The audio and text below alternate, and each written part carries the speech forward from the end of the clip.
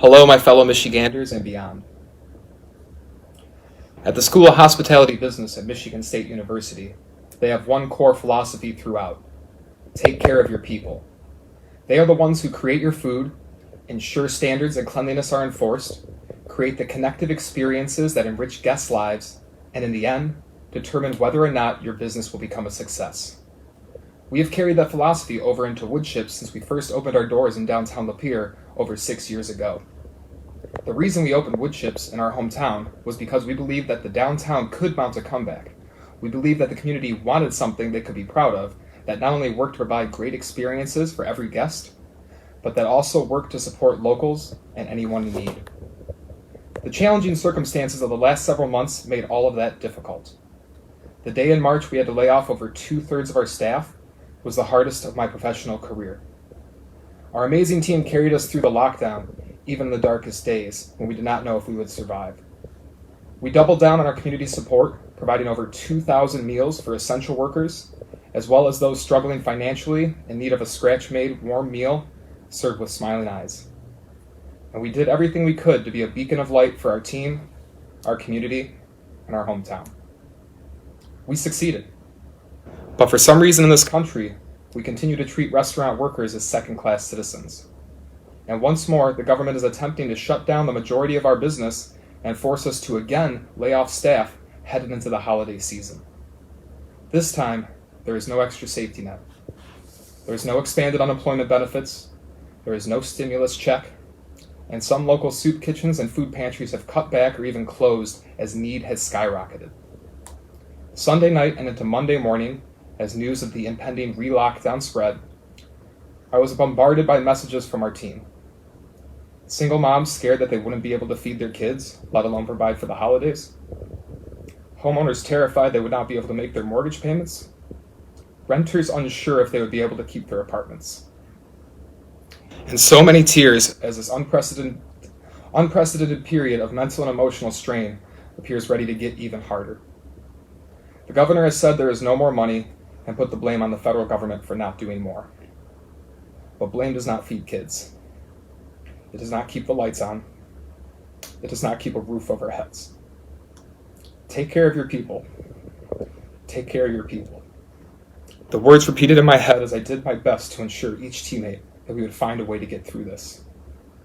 But there isn't a way. While we may be able to find ways for the restaurant to survive, what's the point if you must walk over the destroyed lives of the people who make your business what it is just to get there? So it is with no rash decision, and with both our eyes and our hearts wide open, we must say, enough. We will not close down. We will not abandon our team, our family, so that we may carry on. We will take care of our people. We will, however, double down on mask wearing. We will add additional space between tables and remove more seats. We will install dividers throughout the dining room. We will triple the number of ServSafe certified safety managers on staff. We will temperature check and health screen our teammates daily. We will temperature check our guests. And our eyes will smile the biggest smiles at anyone who walks through our doors so that they can know they are appreciated, they are loved, and they are not alone. For the course of this lockdown, we will operate as a nonprofit. We will offer half off to anyone in an affected industry. Any essential worker, any educator, any restaurant employee. To anyone else struggling financially or emotionally in need of a warm meal, you will be welcomed and expected to pay only whatever you can afford. We will turn no one away. We understand that for some of you, this will not be good enough. And to that, all I can say is I'm sorry. While this disease is real and can have devastating effects on a small segment of the population, we also know that most people are not at risk of serious illness. Demanding that burden of protecting those in need be transferred to our teammates in the form of financial and emotional ruin is not an appropriate answer. With only 4% of outbreaks statewide being linked to restaurants who have served millions of meals, we know that we are not some huge health risk, especially with our increased protections. So it is at this time as 1 in 3 families with children face hunger this holiday season, that I ask for your understanding and your support. We will not turn our backs on anyone, but we cannot do this alone. We have started a GoFundMe campaign linked to in the comments shortly after this post.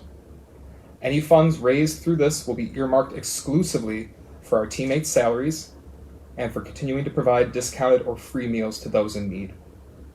Additionally, you may offer support by purchasing gift cards through our website. If you want to go the extra mile and pay it forward even further, we encourage donating those gift cards to individuals, families, or organizations in need. This is not a political cause. I voted for neither Biden or Trump.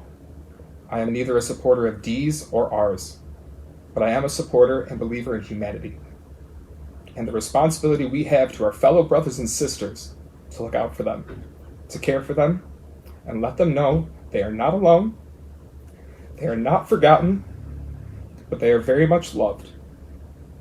Tomorrow I will be back with another live broadcast to answer as many questions as I can about what we are doing and why we are doing it. While I do not expect all of you to support our efforts, I at least hope that you will offer some understanding as to why we feel we must take these actions. Please have a good day, lead with love and understanding, and if I or Wood Chips can help you in any way, do not hesitate to reach out. Thank you for your time. I love you.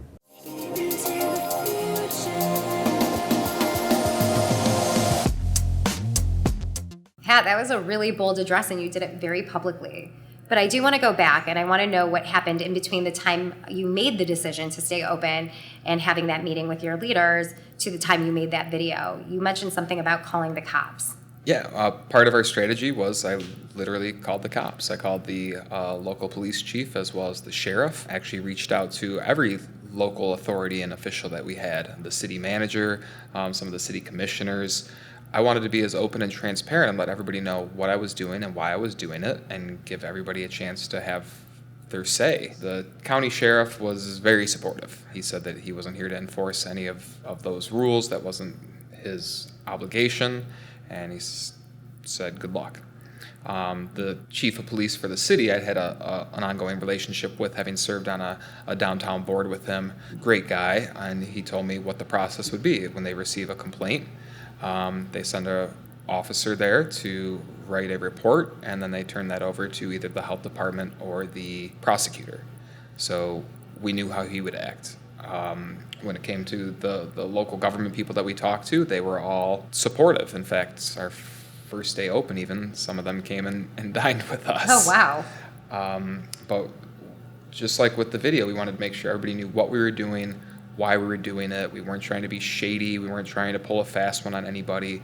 But we felt we had to do what we believed was right. So you did this all so publicly. What measures did you put in place to ensure safety and let the community know that this was a very safe space to be in? We went above and beyond any of the previous recommendations. We cut our capacity to below 1/3, had more than 6 feet of distancing between all of our tables.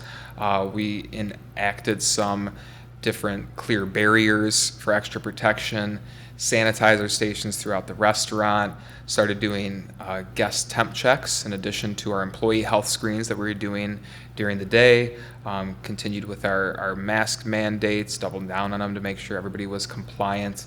We literally did everything feasible that we thought we could think of to make sure that this place was as safe as it could be. And why was it important to be both transparent and over the top in terms of safety? Well, because we knew we were going to have people attack us. We knew that no matter what, there were going to be people who disagreed with us. And as we had seen earlier with some other businesses that defied it, we knew how they attacked you. And we wanted to make sure that we couldn't be labeled as those things, that we aren't just haphazardly here shaking our fist at government. We are embracing the standards that you put in place, but at the same time, we're saying that you can't just come and destroy people's lives. You need to have a better plan than that. And if you're not going to have one, then we're going to create one. All right, I want to go back to that video because I heard you say something about acting as a nonprofit. what exactly did you mean? So another claim that I knew would be coming at us was that I was just being a selfish robber baron business owner. That's so far from the truth. And I wanted to make sure that this was about our team and this was about the community. So we pledged that for that 3-week pause, as it was called, that I wouldn't take a paycheck, that none of my owners would accept any payouts. In fact, one of my owners even donated back his last small payout to the cause, and that any money that we did profit during that period was going to go directly to my team in the form of bonus pay for the holidays, or we would find ways to support the local community with it. Were you concerned about the community and how they were going to respond to this? I mean, sure. Anybody who had been on social media in the last few months knew that there was plenty of dissension and plenty of fighting, and often not even conversations, just people yelling at each other and demanding that they adhere to their way of thinking. Being in Lapeer, kind of knowing the local area, I knew we would have a good amount of support. I wouldn't have done this if I thought that a majority of the people were against us. That being said, I was almost overwhelmed by the level of positive support that we received. Tell me a little bit about that. People just reached out with messages, thank you for doing this, thank you for giving us an option, thank you for standing up to what seems like an injustice. There were those people that had their detractions to put, and we did our best to not stifle it. Again, this is all about conversations, so a big part of my message is I'm here to push for understanding. I get that no matter what I do, no matter what safety precautions I have, that some people are not going to agree with what I'm doing. That's okay, but please just take the time to understand what I'm doing, why I'm doing it, and see that we're genuine and we're trying to act with integrity.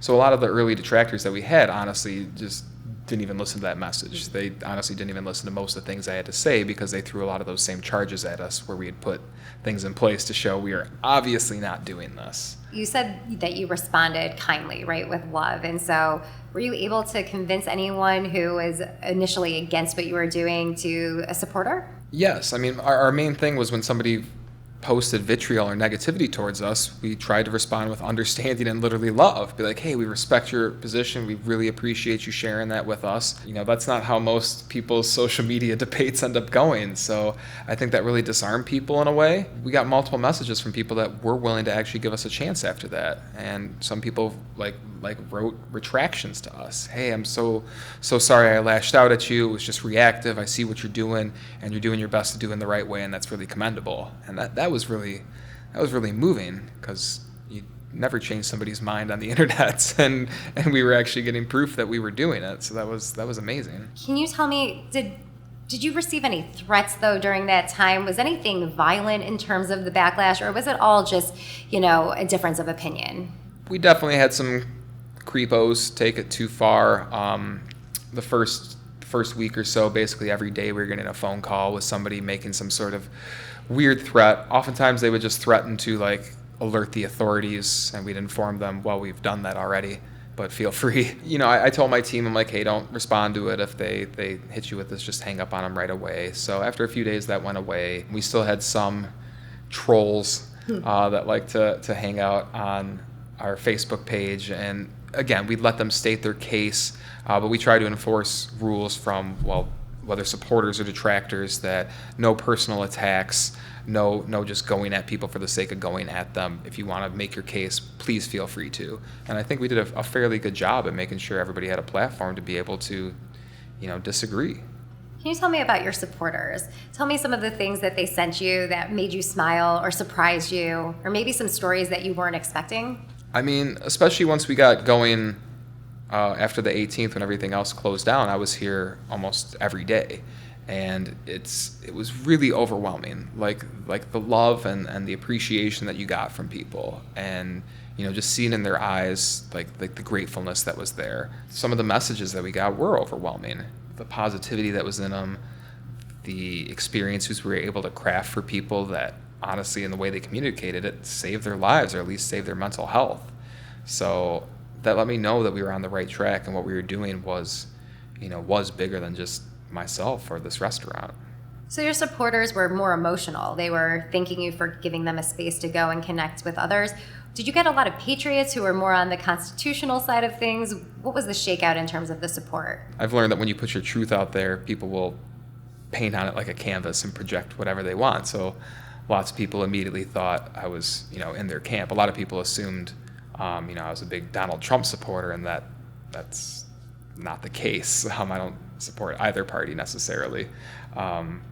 So yes, people would come and they would thank me for being a patriot and all these other things, and that's great. But at the end of the day, I was here to do what I thought was right to take care of my people. Would you say you had more support or more detractors? Definitely more support. I expected going in we'd have 70 to 80% of the feedback would be positive. It ended up being, solidly over 90%. So you did say, though, that the detractors threatened you by calling the authorities. Did the authorities ever respond? Yes. So we knew at some point we would face some sort of regulator or government agency. We didn't know how that would go. So it felt a lot like, I don't know if you remember when you were being a kid playing hide and go seek and you're hiding and you're like waiting to be found. You're like, when am I going to get found? When's it going to happen? But we knew it would happen quickly because we were so transparent with it. Within a couple days, we were paid our first visit by a local police officer. And just like the police chief had told me, he came in, he wrote a brief one-page report. He gave a copy of that to us and said he was giving another copy to the health department. So that was that. Shortly after the local police officer visited, we were paid another visit by a plainclothes state police detective. She came into my building on a Friday night. We were very busy, well on a wait. We had people outside doing our best to keep them distanced. She flashed her badge and asked if I would step outside to chat with her. So we went outside. She had escorted a health inspector from the county. He was standing off the property down the block under a pavilion, and she asked if I would go over there. And that felt a little too Godfather-y, Goodfellas weird for me. So I asked if they would please come here, and I'd be happy to chat with them. So reluctantly, they came to my property. And at this point, I began to record the conversation just because I wanted to document it and protect ourselves because I'm in uncharted territory at this point. Guys, I won't put you on camera, but I'm just going to be recording just for my records and safety. Hi, I'm Patrick. Patrick and Steve. Steve, Here's it's a my pleasure. Thank you. Can I get your phone number? I don't have that, and I don't have a pen, so disregard. I left mine inside. Okay. But yeah, you can always reach me here. I'll be here for probably the next while. I think the thought pattern is, and correct me if I'm wrong, is that that Steve mentioned was that tonight is basically asking you to comply with the executive order and not No, take it. executive orders are ruled illegal. This is an order that came through the health department. Well, Semantics. so, Well, I'm okay. not in I'm my not position. Up to date with that current lingo, I guess. Sure, which is So also I scary. Nothing personal, but apologize. that's scary. Well, I'm not a restaurant. I don't work for DHS. Sure. But nonetheless, is just like Steve said, is asking you to comply with the orders. Yes. And then if the voluntary offer is not taken up, then next week will be some sort of enforcement. Okay. What would that take the shape? I'm assuming I still get the rights to due process and can challenge and appeal anything. Of course. Sure. Of course. So, Okay. Well, if you guys present me with any solutions that allow my people to be taken care of and not thrown to the curb before the holidays, that they can meet their mortgage payments, that they are able to make sure that their kids are taken care of, I'm 100% open to discussing any solutions that are available. But nobody is presenting me with those solutions. right. And at the end of the day, my loyalty is to my people, my family, and I have to do what I have to do to take care of them. So I do appreciate you guys talking with me. I appreciate all the respect. But at the end of the day, somebody's got to kind of stand up for the people that are being cast aside. All right, so what was your whole read of the situation? Obviously going into this, I had some nervousness. I'm usually not a nervous guy, but you're dealing with authority. Cop just flashes you your badge. But what I was able to figure out was I realized that I think they were more scared of me than I was of them. I didn't understand the whole come off the property thing, and then I realized, they think I'm going to turn my crowd against them or something. My whole thing is I try to be a nice guy, and I'm always very nice with all of our health departments, regulators, inspectors, anything like that. I try to be very cordial all the time. So, the part that was most concerning about the interaction, when you hear in there that the inspector himself doesn't even know what he's actually enforcing, referring to executive orders, but the executive orders were all declared illegal, and then him dismissing that as semantics. And it's like, well, no, this is actually the rule of law. This is extremely important to me. And it's concerning when the people coming to enforce the rules don't even really understand the rules or the basis of them. So in that conversation, you heard they asked me to comply and to close down, and my response was what I continue to be, which is I'm willing to have a conversation with anybody who helps me find a way to take care of my employees. And if you can't do that, then I found the only way to take care of them, and I'm going to continue to do that until I get a better option. In the video, I heard you correct him. Can you tell me why you thought it was necessary to call out his incorrect use of the term executive order? Well, I believe at first he referred to it as a law, and I had to say, well, this isn't a law. And then he goes, well, executive order.